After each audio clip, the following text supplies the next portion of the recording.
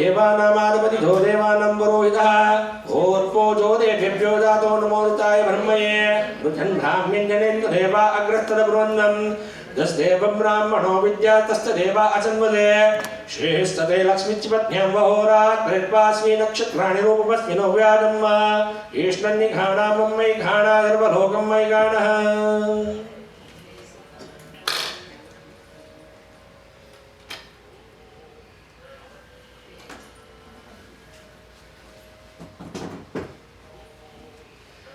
व्यासाय व्यासरूपाय विष्णवे नमो वै ब्रह्मनिधये वासिष्ठाय नमो नमः। ओम तच्छंयोराग्नमहेन्द्रंगादंगादुपतये देवे स्वस्तिरस्तु मायुकेभ्यः ऊर्ध्वन्दिगादु भेगजन् सन्नो अस्तु दिपदे सञ्चतुष्पदे नमोऽस्मदन्ताय सहस्रमूर्तये सहस्रपादादिरूपाहवे सहस्रनाम्ने पुरुषाय शाश्वते सहस्रकोटि युगधारिणे नमः। विष्णोरनारपति विष्णोः स्तप्तेस्तो विष्णो दुर्वोसे वैष्णवपति विष्णवेत्वा इदं विष्णुविचक्रमे त्रेधानि दधे पदं समूढस्य वाक्कुसुदेश्वा नमोस्तुते व्यासविशालबुद्धे पुल्लारविन्दाय पत्रनेत्र येन त्वया भारतदैकपुण्या प्रज्वालितो ज्ञानमयप्रदीपः। पुराण पुरुषोत्तमाय नमः।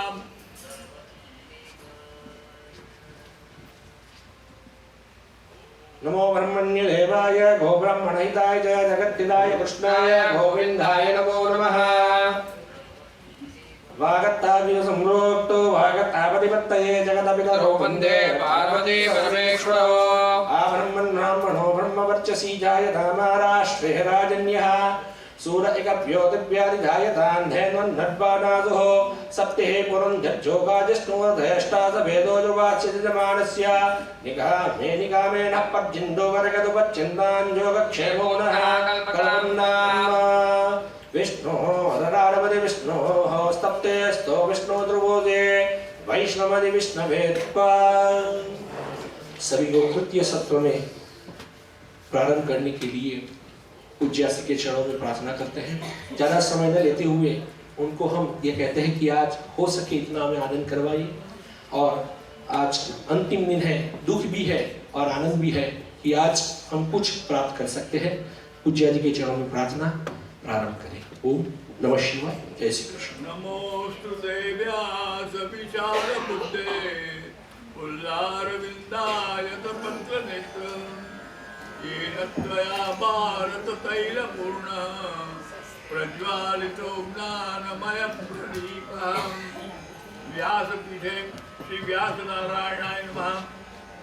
सर्वोपचारार्थे दण्डाक्षरं पैनं पूज्य प्रार्थनापूर्वक नमस्कारान् समर्पयामि।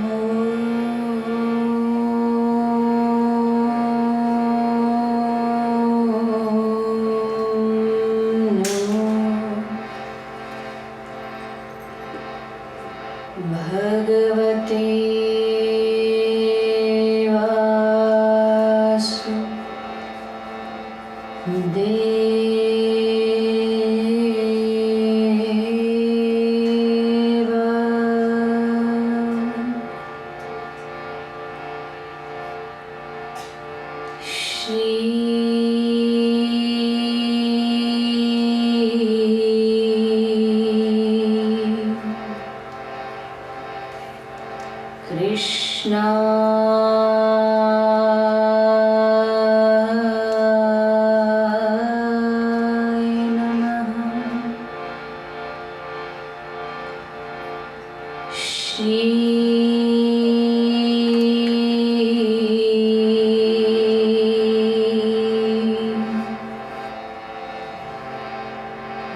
गुरवे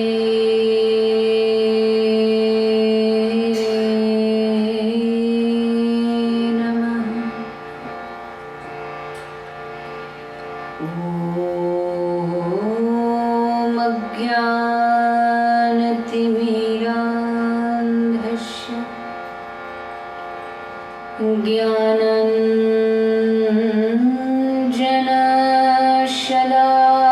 ज्ञानाञ्जनशलाकया चक्षुरुन्मीलितं येन तस्मै श्री गुरवे नमः। सप्तकाञ्चन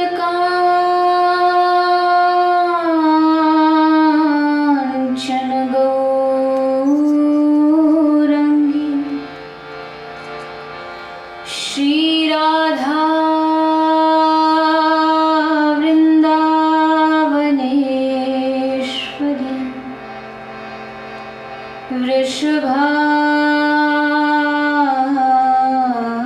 वृषभानुसुते देवी प्रणमामि हरिप्रिये।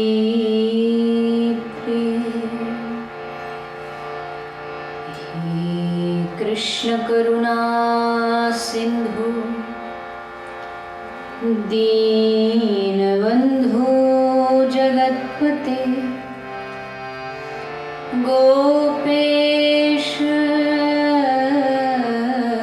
गोपिकान्त राधाकान्त नमोस्तुते।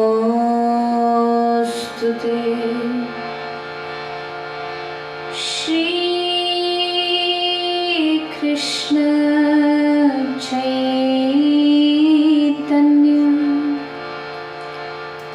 प्रभु नित्यानंद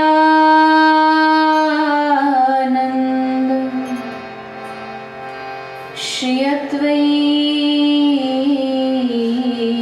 गदाधर शिवासदि गौरभक्त वृंद। सभी दोनों हाथ उठाकर हरे कृष्णा कृष्णा कृष्णा हरे हरे हरे राम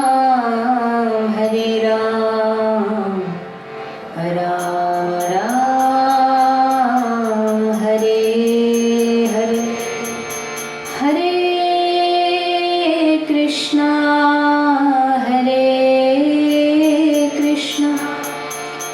कृष्णा कृष्णा हरे हरे हरे राम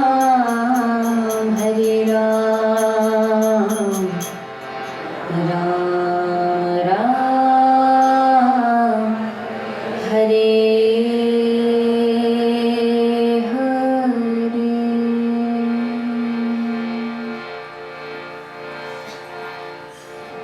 आइए सभी थोड़ी देर भगवान नाम कीर्तन करेंगे।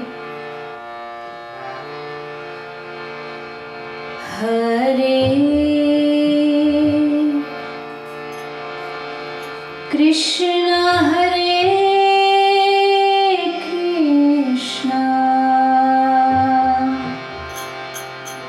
कृष्णा कृष्णा हरे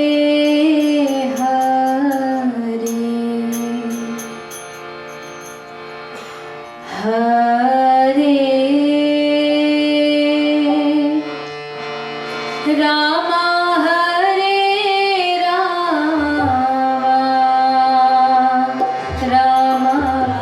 रामा हरे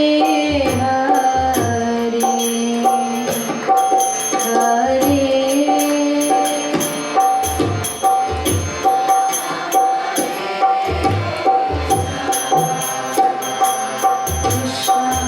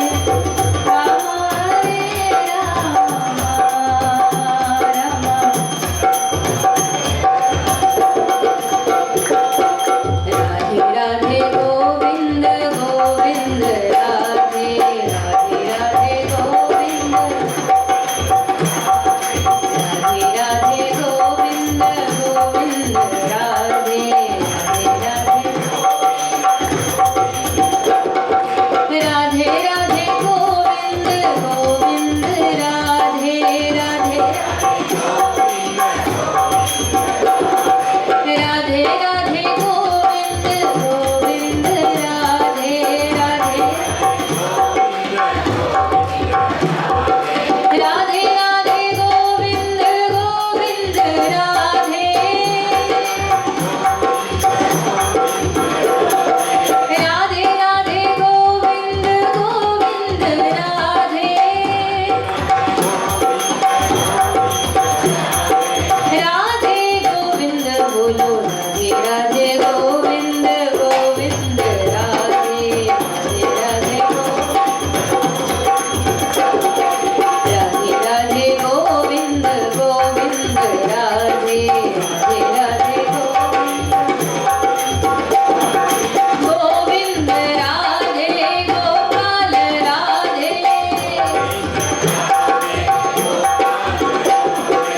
गोविंद राधे गोपाल राधे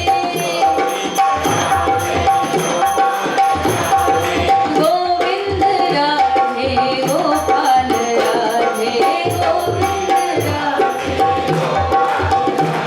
हाँ गोविंद राधे गोपाल राधे गोविंद राधे राधे गोविंद गोविंद राधे राधे राधे गोविंद श्री राधे राधे गोविंद गोविंद राधे राधे राधे गोविंद राधे राधे गोविंद गोविंद राधे श्री राधे राधे गोविंद गोविंद राधे श्री राधे राधे गोविंद गोविंद राधे श्री राधे राधे गोविंद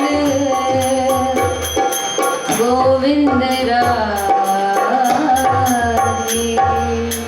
बोली श्री राधे गोविंद भगवान की श्री वृंदावन बिहारी लाल की द्वारिकाधीश की सद्गुरुदेव भगवान की गौ माता की भारत माता की सत्य सनातन धर्म की जय जय श्री राधे जय जय श्री राधे जय जय श्री राधे निताई गौर हरि बोल।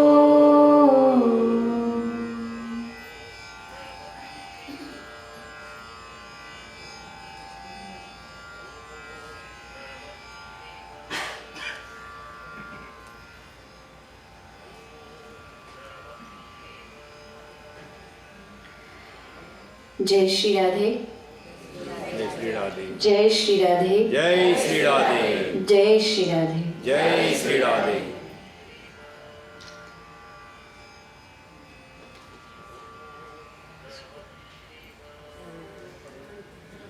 आइए आज तीसरा और विश्राम दिन हम सभी लगातार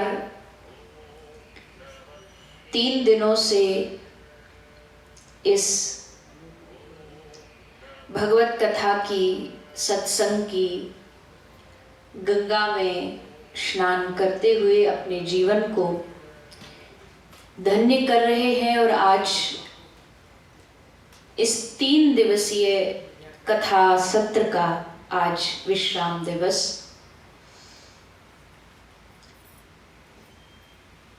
किसी ने बहुत सुंदर बात कही है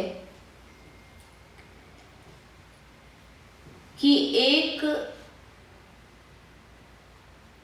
पत्ता यानी लीफ जो होता है, एक पत्ता तब तक ही सुरक्षित सेफ होता है जब तक वो पेड़ से जुड़ा हुआ है। जैसे ही वो पेड़ से अलग होता है तो पैरों में आता है, गाड़ी के नीचे आता है, टायर के नीचे आता है। तो एक पत्ता तब तक ही सुरक्षित सेफ है जब तक पेड़ से जुड़ा है, वैसे ही एक पत्थर तब तक सुरक्षित है जब तक वो एक माउंटेन से, पर्वत से, पहाड़ से जुड़ा हुआ है। जैसे उससे अलग हुआ तो वो कहीं घर के फ्लोर में, मंदिर की सीढ़ी में, स्टेयर्स में लगा दिया जाता है। तो जैसे पत्ता तब तक सेफ, सुरक्षित है जब तक वो पेड़ से जुड़ा है, एक पत्थर तब तक सुरक्षित है जब तक वो पहाड़ से जुड़ा है, वैसे ही एक इंसान तब तक सुरक्षित, सेफ है जब तक वो सत्संग से जुड़ा हुआ है। जिस दिन वो सत्संग से अलग होता है, यानी सत्संग की उसके जीवन में दूरी आती है, थोड़ा डिस्टेंस बना लेता है सत्संग से, भगवान की कथा से, तो धीरे धीरे फिर उसकी जो मानवता है, उसकी जो ह्यूमैनिटी है, वो धीरे धीरे नष्ट होती चली जाती, खत्म होती चली जाती। इसलिए कहते हैं ना कि इंसान बनो इंसान। क्यों? इंसान तो हम हैं, शरीर तो इंसान का है, लेकिन हमने सत्संग से दूरी बना ली, डिस्टेंस मेंटेन कर लिया, इसलिए हमारे भीतर जो एक मानव के गुण होने चाहिए वो नहीं है, वो खत्म हो गए। तो इसी कारण से जीवन में सत्संग की आवश्यकता, जरूरत पड़ती है। हमें लगता जरूर है कि सुनने से क्या होता है भला। जैसा मैंने पहले दिन जब शुरू हुई थी तब कहा था, बहुत सारे लोग कहते हैं कि अरे ये सब सुनना उन्ना बेकार है, कुछ जीवन में अपनाते तो है नहीं, इम्प्लीमेंट तो करते नहीं, क्या फायदा सुनने का। फायदा है। एक संत कहते थे कि आजकल के श्रोता, सुनने वाले ऐसे हैं जैसे मान लो टैप में से, टैप आप ऑन करो, उसमें से पानी बह रहा हो, और पानी तो बह रहा है, पर घड़ा जो हमारा जो पॉट है, जो बर्तन है, वो भर क्यों नहीं रहा? क्योंकि घड़ा को हमने उल्टा रख रखा है, जहां उसका मुंह है उसको नीचे करके रख रखा है। तो बोले आजकल के जो श्रोता होते हैं वो घड़े के जैसे होते हैं, पानी तो बहता है पर उसमें उल्टा करके रखे। तो उसका फिर तर्क देते हुए दूसरे संत ने कहा, चल ठीक है, तेरी बात मान ली हमने कि पानी बह रहा है टैप में से और घड़ा उल्टा है, भरेगा नहीं, चल ठीक है नहीं भरेगा, मान लिया, पर जितनी देर उस पानी के नीचे रहेगा कम से कम ठंडा तो रहेगा, इतनी देर ठंडक तो महसूस करेगा। इस मंदिर के हॉल से बाहर क्या, कैसी हमारी दुनिया है, हम क्या सोचते, क्या नहीं सोचते, क्या करते हैं, वो हम ही जानते हैं, कोई और नहीं जानता।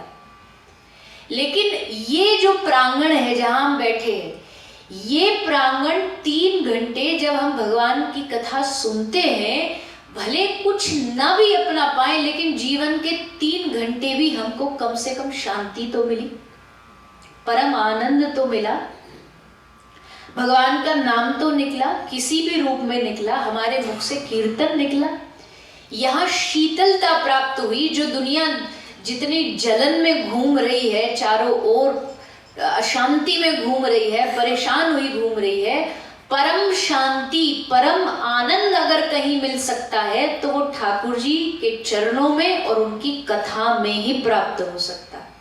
क्योंकि भगवान का नाम है सच्चिदानंद रूपाय विश्वोत्पत्त्यादि हेतवे श्री कृष्णाय वयम नमः। भगवान का एक नाम ही आनंद है। आनंद की जीवन में बहुत कमी है हमारे, आनंद की हमारे जीवन में बहुत कमी है। बोले नहीं, देखो अमेरिका में आनंद की क्या कमी है, बढ़िया बड़े बड़े घर हैं, गर्मी हो तो एसी है, ठंडक हो तो हीटर है, कहीं जाने के लिए गाड़ियां हैं, सब कुछ है। ये सब कुछ जानते क्या है? ये सब कुछ सुख है। लेकिन सुख आपको इस बात की गारंटी नहीं देता है कि आप भीतर से भी खुश और आनंदित रह सकेंगे। जहां कोई प्रकार की व्यवस्थाएं ना हो, अरेंजमेंट्स ना हो, फिर भी अगर आप खुशी हो तो इसका मतलब आप आनंद वाली जगह पर हो। जैसे मंदिर में कोई विशेष ऐसी व्यवस्था नहीं, अब यहाँ आप बैठे हैं, अब यहाँ कथा के बीच में कोई आपको चाय कॉफी तो पूछने आता नहीं। कई बोलते हैं, मुझे सजेशन देते हैं, बोले पता आपको अपनी कथा भीड़ बढ़ानी है तो कैसे करना चाहिए। मैं बोले क्या करना चाहिए? बोले कथा के बीच में ना 3 घंटे की कथा के बीच में एक इंटरवल रखो और उसमें फिर जाकर के सबको बोलो कि चाय नाश्ता करके आए और फिर बैठे और फिर कथा करें। और मैंने एक ऐसी कथा की भी है, वो मजबूरी में की थी, पर की थी यूके में मेरी कथा थी आज से कई साल पहले, जब मैं 18 से कम थी, 18 से। तो क्या हुआ वहाँ पे कि कथा करने में गई, कथा होने वाली थी, 2 दिन बचे थे बस कथा में।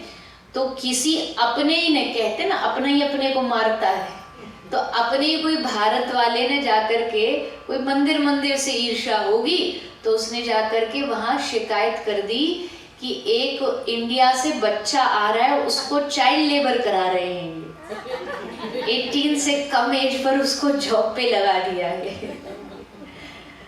तो अब वो क्या जाने कि भैया ये हमारा प्रोफेशन है या ये हमारा जीवन है, तो अब क्या करे, कथा कैंसिल। फिर जैसे तैसे मंदिर ने बात की, सब कुछ किया, परमिशन ली, तो परमिशन ये मिली कि ये बच्चा है, 18 से कम का बच्चा है, 3 घंटे लगातार काम करा नहीं सकते, इसलिए 3 घंटे के बीच में 15 मिनट का ब्रेक देना पड़ेगा तो परमिशन देंगे। तो बोले ठीक है, और वीक में 1 दिन की ऑफ चाहिए, तो 7 डेज काम नहीं कर सकता, तो 1 दिन, तो 6 दिन की कथा हुई वहाँ पे। और ऐसे ही हुई, वो कथा के बीच में सब हम जाते थे, बढ़िया चाय वाय पी के आते और फिर आके कथा में बैठ के कथा करते। तो अब देखो, एक तरफ तो वो लोग हैं कथा मात्र एक जीवनम, जिनकी जीवन ही कथा है, पर कई बार हमें ऐसा लगता है, क्या ऐसा होना चाहिए कि हमारे लिए कथा में ऐसी व्यवस्था हो, कुछ खाएं पिए, ऐसा बैठे वैसा बैठे। लेकिन एक बात कंफर्म है कि यहाँ आपको ये जो व्यवस्था थोड़ी बहुत भी जो मिल रही है ना, ये भी नहीं मिलेंगी। और अगर आप कथा के प्रेमी होगे ना, तो आप जरूर जाओगे और भगवान की कथा सुनोगे, अगर आपको कथा से प्रेम हो। व्यवस्थाओं से जो मिले वो सुख है, पर जो भीतर से प्रकट होता है वो आनंद है। राम सच्चिदानंद दिनेशा, कुछ न होते हुए भी जो मस्ती में डूबा रहे, ये परमानंद भक्ति के अलावा आपको और कोई नहीं दे सकता। ये फकीरी है। फकीरी एक शब्द है, बहुत प्यारा शब्द है, फकीर। फकीर कौन? बोले फकीर एक ऐसे ही महात्मा जी थे, फकीरी में एकदम मस्त अलमस्त पड़े हुए थे, मजे ले रहे थे जीवन के। एक आदमी भागा बोले महात्मा जी जल्दी चलो उठो। बोले क्या है? बोले झोपड़ी में आग लग गई। तो महात्मा जी ने बोला मुझे क्या, लग गई तो लग गई। उसने कहा कि आपकी झोपड़ी में आग लग गई। तो बोले फिर तुझे क्या, तू क्यों टेंशन ले रहा, तू आराम से बैठ। इसको कहते फकीरी। ये है असल फकीरी, कि जो लाख जीवन में कुछ भी सिचुएशन, कितनी भी चीजें कहां से कहां चली जाएं, पर चेहरे की मुस्कुराहट न छूटे, चेहरे की प्रसन्नता न छूटे। ये चेहरे की जो मुस्कुराहट है ना, ये भगवान का वरदान है। कभी किसी पशु को हंसते देखा है? पशु खुश हो सकते हैं, पशुओं में इमोशंस होते हैं, लेकिन खुशी प्रदर्शन हंसी से नहीं दिखा सकते। कोई गाय आपको कभी हंसती नहीं दिखेगी। लेकिन मानव एक ऐसा है जिसको भगवान ने ये एक प्रकार की स्पेशल चीज दी है कि आप हंस सकते हो, मुस्कुरा सकते हो, अपने 32 दांत दिखा सकते हो। लेकिन हमारा होते हुए भी दिया है भगवान ने, फिर भी मुंह लटकाए रहते। क्या भैया कैसे हो? अरे बट टाइम पास कर रहे हैं। जीवन टाइम पास के लिए नहीं मिला है, बिल्कुल भी नहीं मिला है। जिन लोगों को लगता है टाइम पास करने के लिए हमें कुछ करना चाहिए, जीवन टाइम पास के लिए नहीं मिला। जीवन के बहुत उद्देश्य, जीवन के बहुत सारे एम है। जो हमने कहा था ना कि जिसके दुनिया में जो आता है अपना अपना होमवर्क लेकर के आता है, वो होमवर्क ही हमारा एम है। तो ये जो मस्ती है, ये जो आनंद है, ये मिलेगा भगवान के चरणों में। मार्केट में नहीं मिलता, ये बाजार में नहीं मिलता, किसी के कहने से नहीं मिलता। ये जैसे आप एसी के नजदीक जाओ, आप एसी के पास जाओ तो बिना मांगे भी आपको ठंडक फील होगी। हीटर के पास जाओगे तो आपको गर्म फील हो, मांगा नहीं आपने हीटर से, हुआ अपने आप में। वैसे ही आनंद कंद भगवान के नजदीक जाने से आनंद अपने आप मिलने लगता है, आनंद जीवन में आने लगता है, प्रसन्नता जीवन में आने लगती है। फिर बाहर की सिचुएशन नहीं बदलेंगी ऐसा नहीं है। बहुत सारे लोगों को लगता है भक्ति का मतलब है भजन करने से दुख संकट दूर हो जाते हैं, लेकिन क्या ऐसा है? अगर आप भी यहाँ जो बैठे ना, अगर आपको लगता है कि भक्ति करने से, भजन करने से जीवन के दुख दूर हो जाते, तो आप एकदम गलत सोच रहे हैं। जितना आदमी धर्म और भक्ति के करीब जाता ना, भगवान उतना ही उसका जानबूझ करके ठोक ठोक के उसको परीक्षा लेते हैं कि देखो घड़ा कच्चा है कि पक गया है। भगवान देखते बार बार बार बार, ये दुख दे दिया, वो दुख दे दिया। और जो जिसकी फाउंडेशन मजबूत नहीं होती वो हिल जाता है। कई लोग को तो मैंने ऐसा तक देखा है, घर के गोपाल जी नहीं सुन रहे, कोई मन की इच्छा पूरी नहीं हो रही, गोपाल जी को जाके गंगा जी में बहा रहे थे, तो ये तो सुन नहीं रहे। अरे भगवान से प्रेम करते हो, क्या इच्छा पूरी करे तभी प्रेम करोगे। एक भक्त कहता है, मैं तुझे देखूं, एक शायरी है, शेर है, मैं तुझे देखूं तो देखूं पर तू न मुझको देखना। वाह वाह करो, इसलिए मैंने बोला ना शायरी है। मैं तुझे देखूं तो देखूं पर तू न मुझको देखना, क्योंकि तूने गर देखा मुझे तो मशहूर हो जाऊंगा मैं। ज्यादा हो गया।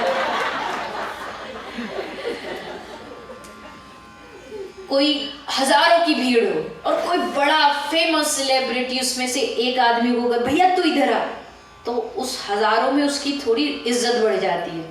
देखो इतने में से हमको पहचाना।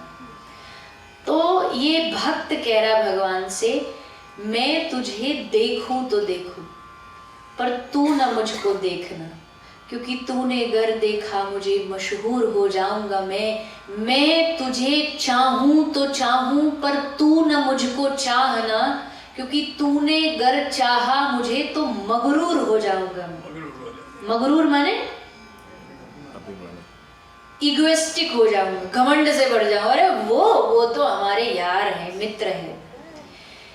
तो मैं तुझे देखूं तो देखूं पर तू न मुझको देखना, तूने अगर देखा मुझे मशहूर हो जाऊंगा मैं तुझे चाहूं तो चाहूं तू न मुझको चाहना, तूने अगर चाहा मुझे मगरूर हो जाऊंगा मैं तुझसे मांगू तो मांगू पर तू कुछ न मुझको देना, क्योंकि तूने गर दिया मुझे तो भक्त नहीं फिर मजदूर कहलाऊंगा मैं। लेबर जो होती है क्या करती है, सुबह आई, आपका काम किया, आपने उसको उसकी पेमेंट दी, हिसाब बराबर खत्म, उसका आप पर कोई एहसान नहीं है, उसने काम किया, आपने पैसा दिया, अब दोनों का कोई लेना देना नहीं। हम भगवान से यही करते हैं, मजदूरी, लेबर जैसे। हमने भगवान की 2 माला की, भगवान से कह रहे भगवान हमारा एक बढ़िया सा ह्यूस्टन में एक बढ़िया सा घर दिला दो। भगवान पूछते क्यों? बोले पिछले महीने तुम्हारे शिव शक्ति मंदिर में $1000 दिए थे ना, भगवान ये कर दो, भगवान इतना मिलियन पैसा की लॉटरी लगवा दो। क्यों? बोले रोज तुम्हारी 2 माला करता हूं ना। ये क्या? ये मजदूरी है। ये जो काम एक आम इंसान लेबर का करता है वैसा ही काम है।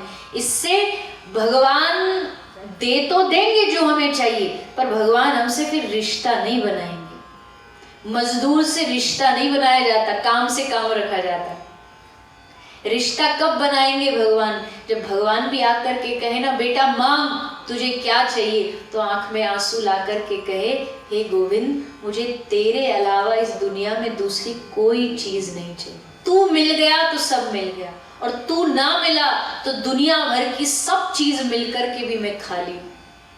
जैसे अर्जुन ने कहा ना, जब एक तरफ नारायणी सेना, अक्षोणी सेना, और एक तरफ अकेला कृष्ण, तो भगवान ने कहा नाउ अर्जुन यू डिसाइड, तुझे क्या चाहिए बता, मैं चाहिए या सेना चाहिए?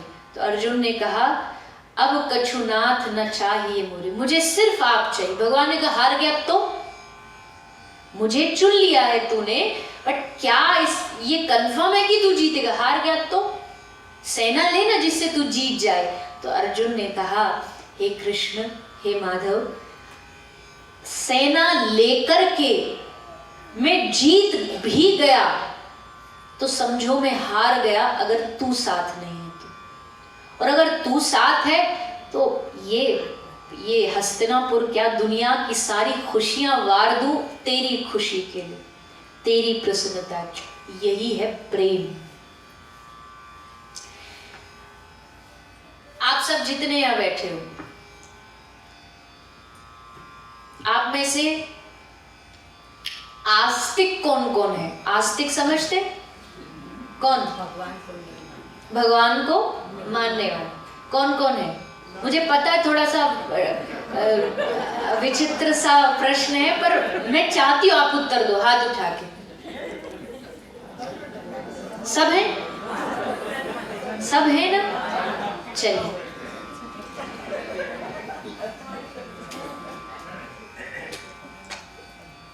जो ये भी कहता है ना कि मैं भगवान को नहीं मानता, एट द एंड उसको भी पता है कि भगवान है। आस्तिक होना इज अ नॉर्मल थिंग, कोई बड़ी बात नहीं कर दी हमने। भगवान को मान रहे हैं, बहुत बहुत सिंपल बात है, बहुत नॉर्मल है। आस्तिक सारी दुनिया। लेकिन अगर कोई हमसे पूछे क्या आप भगवान के प्रेमी हो, तो लाखों में से, हजार में से, 100 में से कोई एक ऐसा बिरला निकलेगा जो ये सीना तान के कह सके हाँ मैं भगवान का प्रेमी हूं। आस्तिक होना, पूजा पाठी होना और एक सच्चा भक्त होना, इन दोनों में बहुत फर्क है। बात थोड़ी सी गंभीर वाली है, सीरियस वाली, इसलिए अच्छे से समझिएगा। पूजा करना बहुत इजी है। कुछ फूल लाओ मार्केट से, बाजार से, कुछ फल लाओ, कुछ बेलपत्र लाओ, कुछ ला करके शंकर जी को अर्पित करो, अभिषेक करो। ये सब क्या है? ये पूजा है। प्रेम क्या है? प्रेम ये है कि एक क्षण भी, एक पल भी उनकी याद हमारे स्मृति, हमारे दिमाग से जाए ना, वो होता है प्रेम।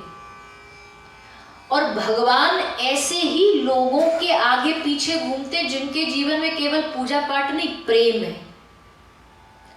तो मेरी बात का मतलब समझिएगा, नहीं समझोगे तो गलत वे में जा सकता है कि ये तो पूजा पाठ का विरोध कर रहे। विरोध नहीं कर रही, पूजा भक्ति का एक स्टेप है।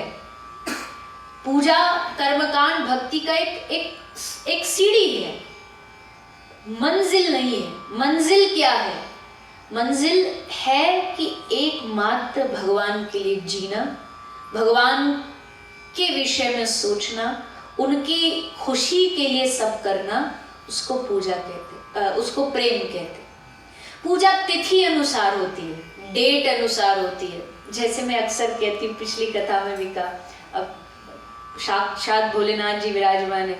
तो शंकर जी को दूध अभिषेक करने के लिए कौन से दिन जाते हैं मंदिर में? कौन से दिन जाते हैं? मंडे, सोमवार। क्यों? मंगलवार को भोलेनाथ जी एब्सेंट रहते हैं, छुट्टी पे जाते हैं, शनिवार को नहीं मिलते, मिलते हैं।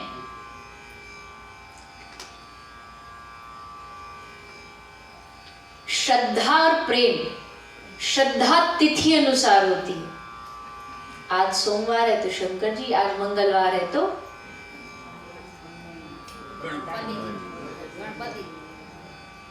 मंगल भवन मंगलहारी हनुमान जी महाराज। आज शनि है तो शनि देवता।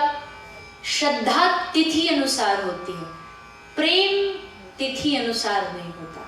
प्रेम हर रोज है, क्षण क्षण नव अनुराग, हर दिन हर पल उनका स्मरण, तब समझना प्रेम जागा है। जब उनके बगैर रहा न जाए तब समझना प्रेम जागा है। प्रेम की पीड़ा मीरा जाने, या जाने वो राधा। वो प्रेम सबको मिलता नहीं है, पर गुरु कृपा से अगर कोई सच्चा गुरु मिल जाए तो उस प्रेम को समझा जा सकता है। एक ऐसा व्यक्ति जो खुद प्रेम में डूबा हुआ, उस व्यक्ति को अगर उनके चरणों को पकड़ लोगे तो शायद समझ आ जाएगा। कोई कहे ऐसा प्रेम में डूबा आज के जमाने में कौन मिलता है? आज के जमाने में प्रेम में डूबे अगर आपको संत देखने, वैष्णव देखने, तो आप कभी वृंदावन आओ, कभी ब्रज धाम आओ। उस ब्रज के कोने कोने में ऐसे ऐसे महापुरुष विराजे। उनका जीवन, उनकी वाणी, उनका आचरण, उनका प्रेम, उनकी भक्ति, एक महीने की रोटी लेकर के अपनी कुटिया में घुस जाते, न किसी से बात, न कहीं आना न जाना, उसी को जल में पानी में डाला, उसी को खाया और बस भगवान नाम, भगवान नाम। ऐसे प्रेमी महात्मा। जितना प्रेमियों का संग करेंगे, अब देखो आप किसी शराब पीने वाले के साथ बैठो तो किसकी बात करेगा? वो शराब की बात करेगा। कोई जुआ वाले के पास जुआ की बात करेगा। पॉलिटिक्स वाले के पास बैठो, पॉलिटिशियन के पास, तो पॉलिटिक्स की बात करेगा। और किसी संत के भक्त के पास बैठोगे तो किसकी बात करेगा? भगवान की बात करेगा। और ऐसे लोगों का संग करने से तुरंत रंग चढ़ जाता है, तुरंत मन में भक्ति का रंग। अरे हम तो ये महापुरुष तो ये कहते हैं कि अच्छे जनों का संग भी करोगे ना, भगवान देखेगा, अच्छा ये अच्छा इंसान, ये भगवान का भक्ति इसके साथ खड़ा भरबस है, तो ही भगवान को लगेगा। अगर ये भक्त है तो इसके साथ खड़ा वाला है, खड़ा है, तो ये भी भगवान का भक्ति होगा। जैसे शराब की दुकान पे आप भले ग्लास में जूस पी रहे हो, पर जो जाएगा वो वहां से क्या सोचेगा कि शराब पी रहा है। आप अच्छे व्यक्ति के संग भी खड़े हो जाओ, संग से ही आपकी वैल्यू बढ़ जाती है। जैसे मैं कई बार उदाहरण देती हूँ, हमारे वृंदावन में बहुत सबसे प्रसिद्ध मंदिर है बांके बिहारी जी का। तो बांके बिहारी जी के मंदिर के बाहर क्या होता है, बाहर कुछ दुकानदार बैठे होते हैं, वो ये पुष्प की, फूल की माला बना के बेचते हैं, गुलाब का फूल, कमल का फूल। तो जो गुलाब की माला, किसी ने कहा हमको 2 माला दे दो, तो 2 माला देंगे। वो किस में रख के देते हैं? वो कोई पैकेट नहीं होता, प्लास्टिक नहीं होता, एक बहुत बड़ा सूखा एक पत्ता होता है, उसको हमारी तरफ पलाश बोलते हैं, पता नहीं आप क्या क्या बोलते हैं, जो पत्तल बनती है जिसकी, सूखा पत्ता, हाँ, जिसमें खाते हैं। अब यहाँ तो सब वो आने लगी डिस्पोजेबल, पर वो पत्तल की होती है। तो वो जो पत्ता होता उसमें उस गुलाब की माला को रैप करके उसको धागे से बांध करके दे देते थे। वो भक्त जाता, जाकर के बिहारी जी के जो पंडित जी उनको जाके वो देता, पंडित जी जाकर के उसको ले जा करके बिहारी जी के चरणों में चढ़ा देते। अब मेरे मन में कभी कभी आता है कि गुलाब के फूल में खुशबू है, सुंदर दिखता है, ब्यूटी है, गुण है, उसमें गुण है कि वो बिहारी जी के चरणों तक जा सकता है, पर जो वो सूखा पत्ता है जिसमें ना कोई स्मेल है, ना कोई रंग है, ना कोई रूप है, ना कोई गुण है, वो भी बिहारी जी तक क्यों पहुंच गया? गुलाब का संग पाकर, गुलाब का संग पाकर के वो सूखा पत्ता भी बिहारी जी के चरणों तक पहुंच गया, जिसमें कोई गुण ही नहीं था, जिसकी कोई वैल्यू ही नहीं थी, कई पैरों में पड़ा था ऐसे।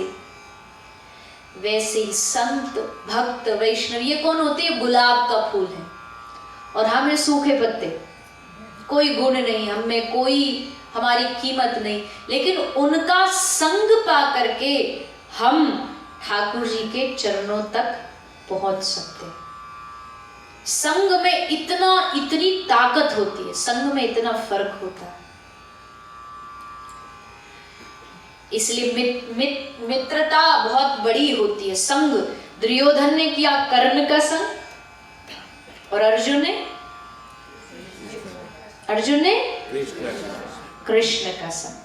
आप अपना संग क्या चुन रहे हो, हार और जीत इसी पे डिपेंड करती है, इसी पर निर्भर करती है।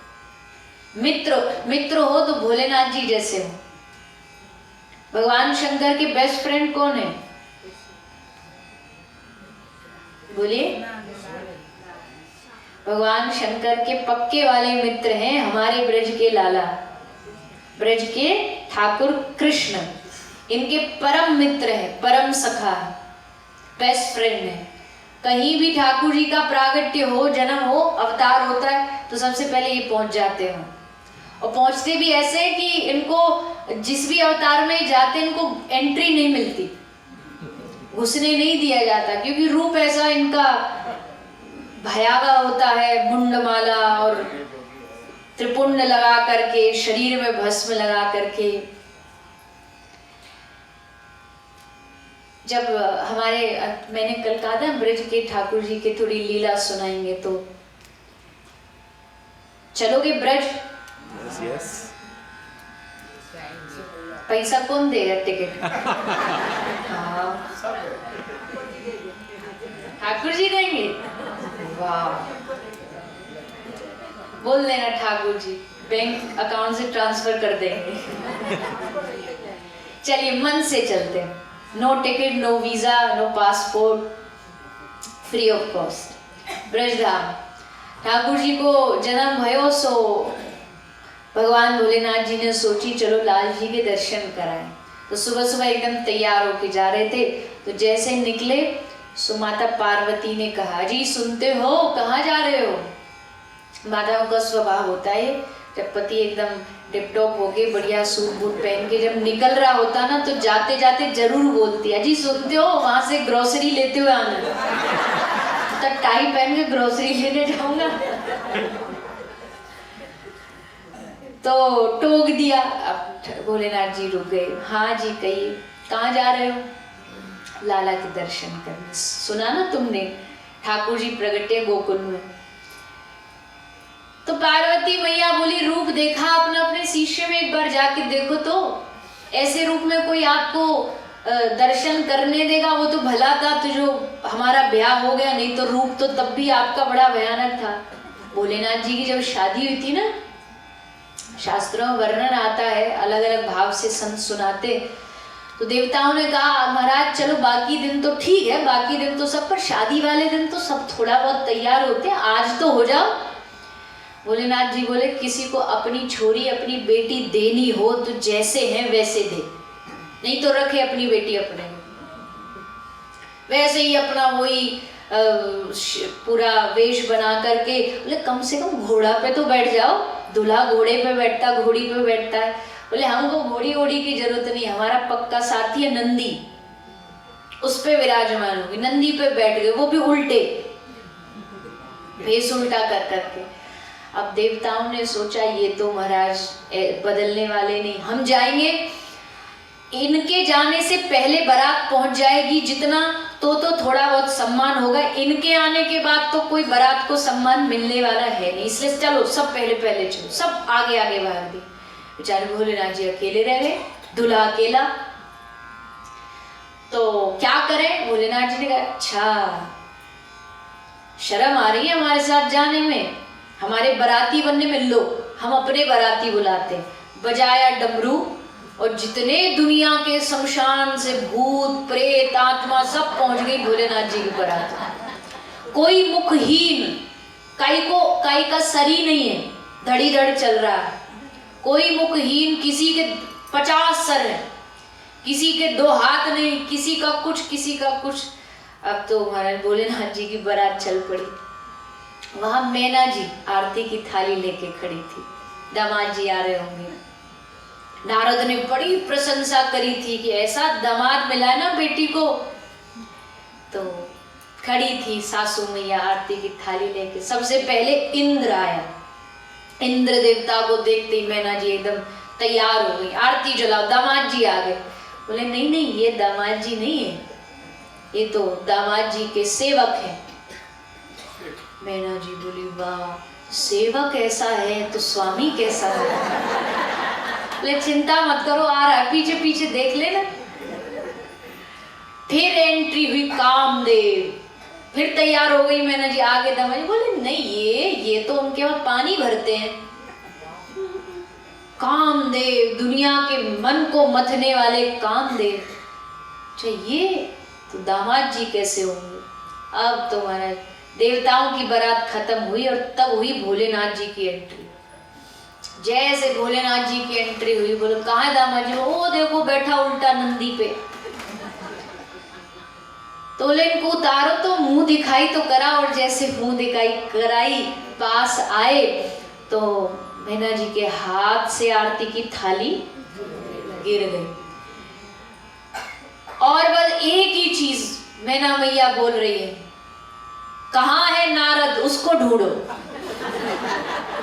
उसने कहा था कि तुम्हारी बेटी के भाग खुल गए, ये काहे के भाग खुले, कहाँ है नारद, बुलाओ उसे।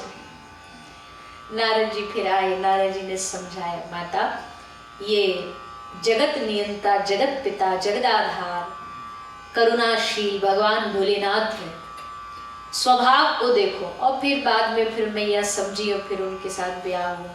तो ऐसे हैं भोलेनाथ जी, बड़े सरल देव हैं, बड़े सरल।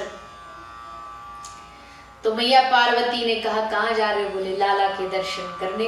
तो ऐसे मत जाओ, देखो भोलेनाथ जी ने कहा हम तो जैसे वैसे जाएंगे। मैया बोली वो तो ठीक है, पर क्या फायदा जब दर्शन ही नहीं कराया जाएगा आपको, तो थोड़ा चेंज होके चले जाओ, क्या फर्क पड़ता है थोड़ी देर के लिए। तो भोलेनाथ जी ने बोला ठीक है चलो तुम कह रही हो तो कर लेता हूँ। तो जैसे भोलेनाथ जी तैयार हुए, अपनी वो गले की मुंडमाला थोड़ा सा हटाने के लिए सांप गले से उतारने लगे, तभी उन गले में पड़े हुए सांप में से एक बोला, हे स्वामी छोटा मुंह बड़ी बात है, पर एक बात कहें, हमने सुना है संतों के मुख से कि भगवान के पास जब जाया जाता है ना, तो जैसे हम होते हैं वैसे ही जाना चाहिए, बन के नहीं जाना चाहिए, बनावटीपन में नहीं जाना चाहिए, दिखावे में नहीं जाना चाहिए। जैसे भोलेनाथ जी ने सुना, बात एकदम दिल पे लग गई। बोले छोड़ो हम ऐसे ही जाएंगे, जिसको दर्शन देना हो दे, नहीं देना मत दे। चल पड़े भोलेनाथ जी। और जैसे भोलेनाथ जी आए, आकर के गोकुल में मैया के दरवाजे पर आवाज लगाई, मैया अलख निरंजन, अलख निरंजन। तो मैया एकदम दौड़ के बाहर आई। कौन बाबा आया, कौन साधु आया? यशोदा मैया साधुओं की बहुत सेवा करती थी, संतों की और संतों की सेवा का ही प्रताप था कि घर में कृष्ण बालक बन के आया। तो यशोदा मैया बड़ी खुश हुई, द्वार पर साधु आया, पर जैसे मैया बाहर आई देखा, अरे महाराज ये कौन सा रूप, ये कौन सा स्वरूप बना के आए हैं, सांप सपूरे बिच्छू। मैया पार्वती दूर से ही प्रणाम की, बाबा प्रणाम, क्या लेंगे, क्या चाहिए तुमको, रोटी खाओगे, भोजन पाओगे, सोना लोगे, चांदी लोगे, क्या लोगे।